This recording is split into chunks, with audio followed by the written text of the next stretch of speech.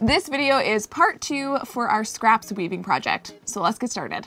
I'm taking a minute to remember where I left off, and I still coming back to this really like where it is and where it's heading. I want to remember that this piece is what I'm hoping to display this on, and I'm still kind of undecided if I'm going to display it inside the back of this wood canvas or on the outside.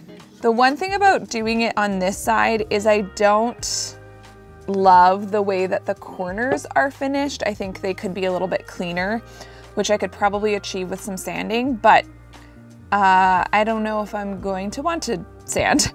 However, either way, I'm gonna still make it the correct size to do that, because even if I put it on this side of it, I think it would look really nice to have that border around the edges.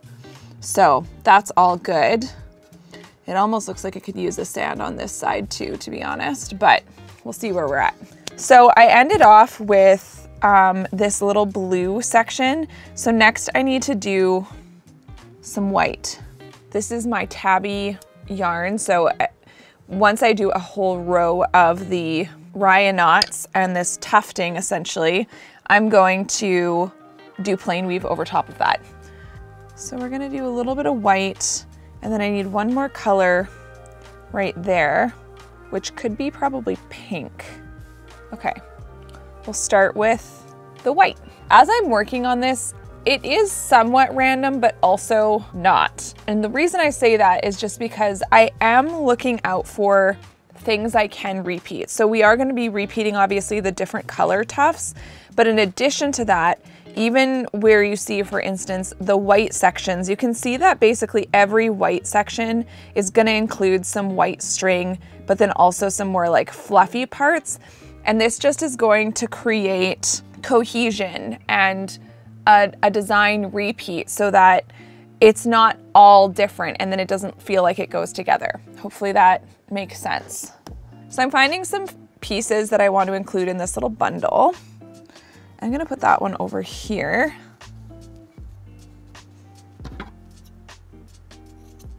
Looking at this, of what colors we've repeated and what colors we haven't repeated, I think pink is a good next color to put right here, because we have pink over here, pink over here. There's no pink out in the middle yet. And all around it, we have kind of most of the other color combinations. So I think that would be a logical one to choose. So I'm gonna grab a few little pinks. And what is nice is even though I'm doing another pink section, it doesn't have to be exactly like the other pink sections. In fact, I kind of think I like that it's not, because it gives some depth to the piece and makes it so there's interest. It's not just like an exact pink blob throughout the piece. Every one is a little bit different, kind of like how, you know, even two of the same type of plants can still have slight color variations and just look a little bit different from each other. And I like that. So in this one, you can see I'm going for more of, I used a little bit more of the corally pink, and I did use some of that down here, but I mixed it with other pinks, which I might still do for this as well. But let's see what we've got here. I don't think I've used this color, so that might be a good color to add in there. And maybe we can mix it with something else. I have this pretty, again, more, well, this one's actually quite peach. It's a very like peachy pink. Could try that. I'm gonna take this. I'm gonna do a Georg's knot.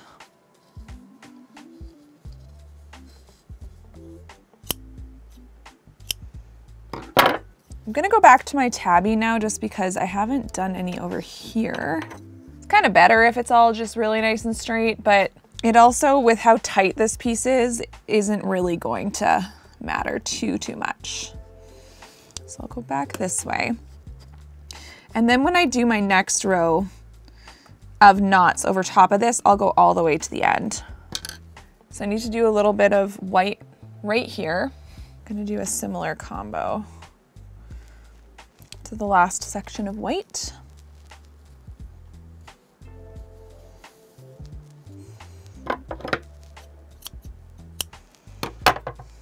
So we've got that. I think I could do another white section right here. And I'm trying to decide if it should be cotton string again. I could always go to a slightly thinner cotton string and then mix it with like a cotton gauze, which I think might be a good idea in this case.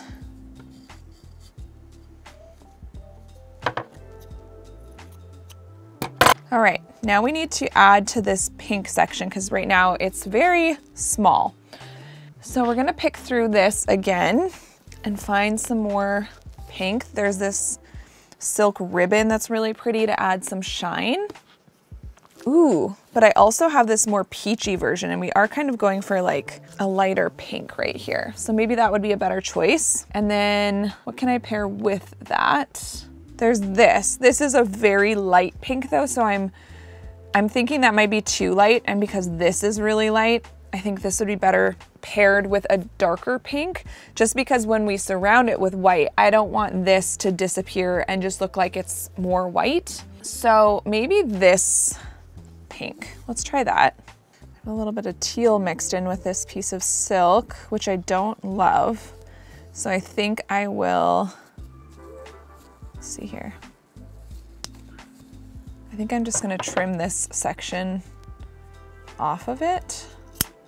I'll put it back in the scraps bin because I can always use it somewhere else. And just go ahead and add this here. Whew, it's hard to get back into the zone once you've stopped and taken a lengthy break.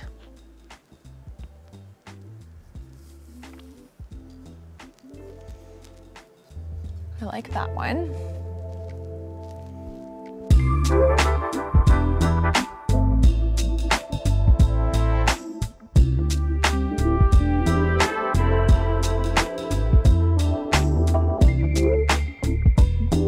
Okay, I think I am happy with where this is at. I keep pulling out my wood canvas to just make sure that it's gonna land about the same spot, both on the top and bottom and the sides. And I think it will. What I can do too is I can slightly spread things out so that it does end up to be pretty much exactly square, which is what I want. And I do need to finish this off with a securing stitch, which is gonna be a twining stitch in this case. And I'm just gonna lay this out again. And let's see where we're at for so the width is about here.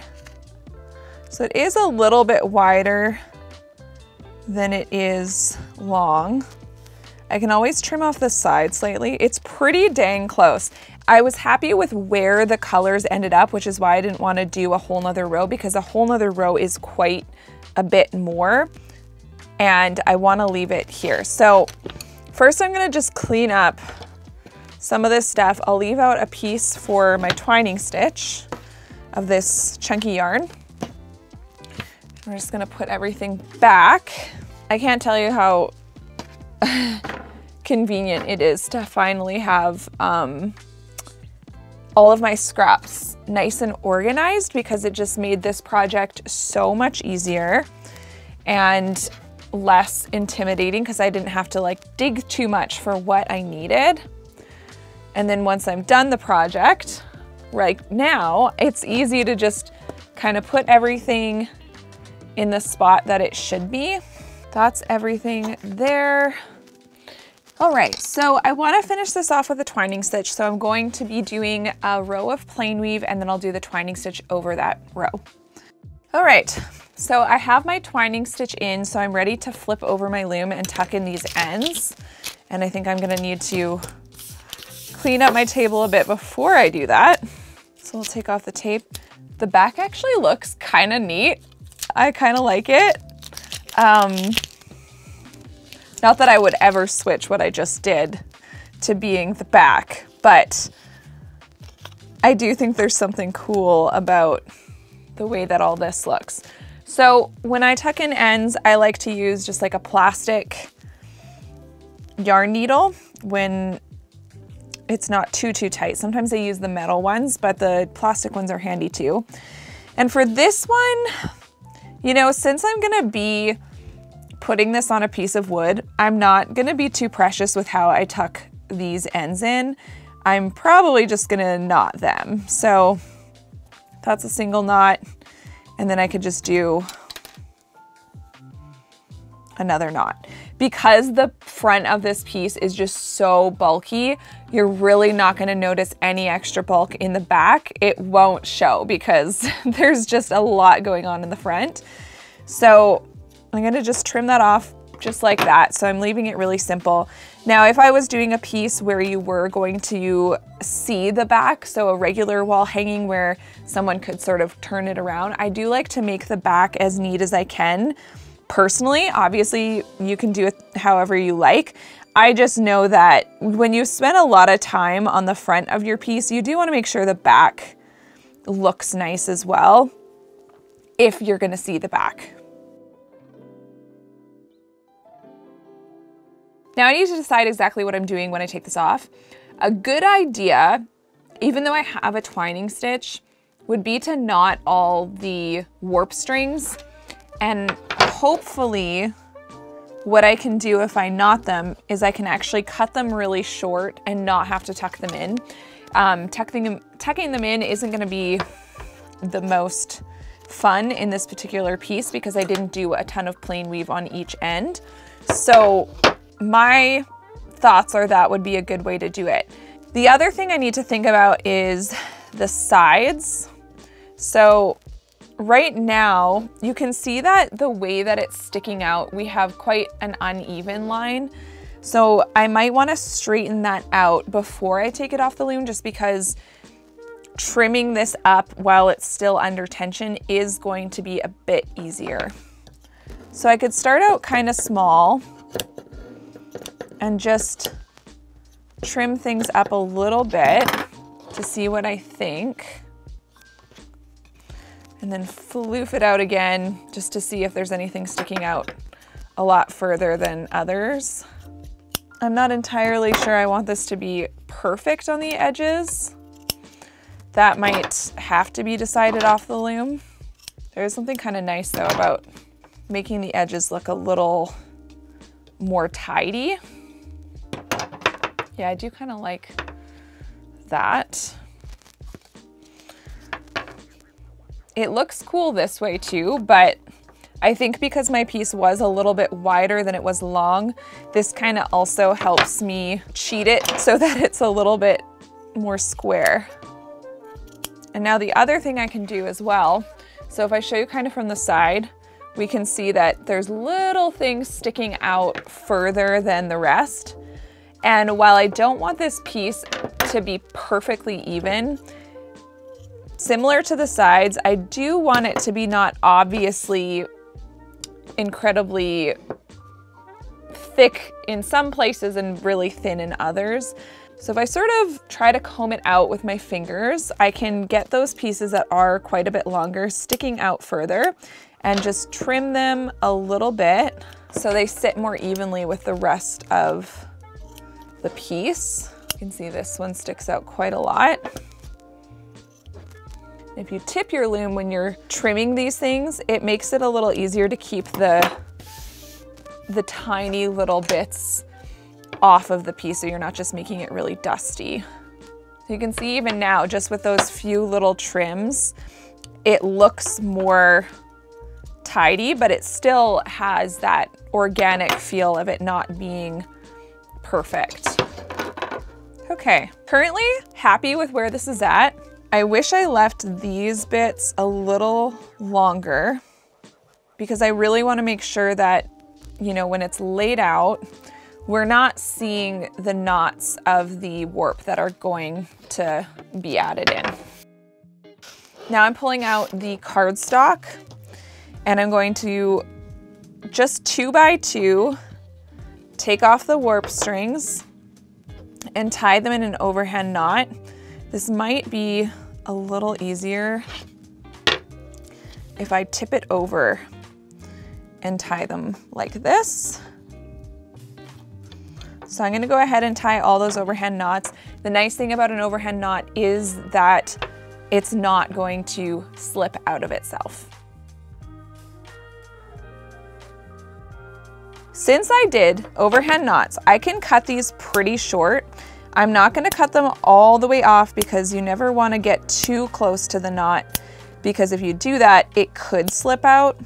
However, if you do that overhand knot and you leave yourself this little bit of a tail and make sure those knots are really tight, it's gonna stay quite secure. So I'm leaving these, oh, how long is that even? Less than ½ an inch long in this case, because again, I don't want them to stick out beyond the borders of my piece. Now we have a better visual. So this is what it would look like mounted on the surface, which I think is kind of cool. I really like that actually. That would be what it looks like here, but let's flip it over just to see what it could look like if it was in, oh, that looks cool too. Oh, dang. How am I gonna decide? This is kind of neat because it has that effect I talked about in part 1, where it kind of, like it feels like it's emerging from almost like a planter pot situation. See, the only thing I don't love, again, are these like seams, and there's really no way to get around that because that's how the frame is put together. But this is what it would look like inside of the frame, or we can do it outside of the frame. Then you can really tell how the piece is so voluminous, for lack of a better word. There's a lot of volume to it. So that's what it looks like on the surface. Now, I think if I do it on the surface, I will have to trim things up a little more so that it looks more even. I am gonna vote for this side. Yeah, I quite like that. One thing that's bothering me immediately is it kind of looks like this corner ended up a little shorter than over here. So let's just do a bit more trimming to see if I can get it more even. So in terms of attaching this piece to the wood, I'm gonna be opting for hot glue. I personally think that's gonna be the best way to do this, and there's a few reasons for that. All the hot glue is gonna be going underneath the piece itself, so you won't see it at all. And anytime that you have something that's gonna be really hidden, hot glue is just such a good option because it's fast and it's easy and it does the job really well. If there was any amount of this that like the glue could potentially show, I probably wouldn't do it that way. But in this case, I think to give it like a really clean look and then it keeps the back completely clean as well, hot glue is gonna be the best option. Since I've decided I'm gonna be using hot glue, I'm gonna grab my hot glue stuff so we can do that. I don't know if any of you have tried this isn't sponsored or anything, but I will put an affiliate link in the description box below. This is a battery charged hot glue gun, and then it just, the little actual glue gun comes off of it. I love this glue gun. I will say though, if you get it, this gets a lot hotter than the plug-in kind, at least the cheaper plug-in kind like I used to have. But it is really handy that it's battery powered. So if you already have some power tools that require these batteries, it's really handy. So anyway, I'll link it. See, I'm not kidding when I say this is hot. Can you see it? Like, oh yeah, you can. You can kind of see it smoking. Smoking hot. All right, I'm gonna make sure this is positioned. I'm gonna hold half of it down and take the other half in my hand and just put a line of glue right down the middle. It's not, I mean, it's not really a line of glue. It's a bunch of blobs, let's be real. Can you see that? And then I'm just going to push it down, and then we'll do that again. So we'll do another line. So now that side is really secure. And then for this last row, I'm just gonna go really carefully so that I make sure I don't get the glue beyond the actual weaving. So I'm gonna lay this down, put some in the corner there, and then I'm just sort of lifting up the edge and then pushing it down. So one side is secure. Super easy. Now I'm gonna do this next part on the other side. Okay, we'll push.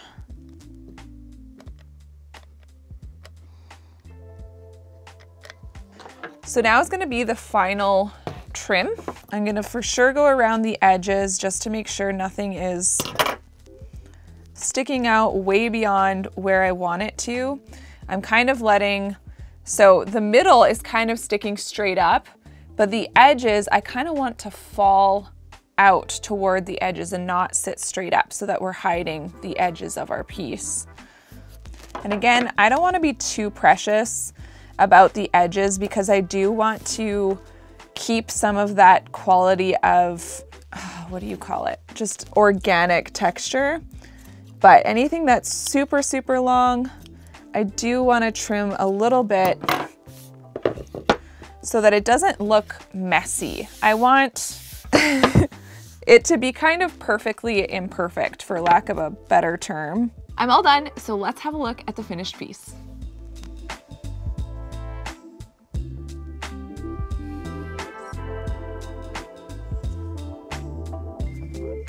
I love the way this turned out. This was a really fun project to work on, and if you enjoyed this video, check out this one next.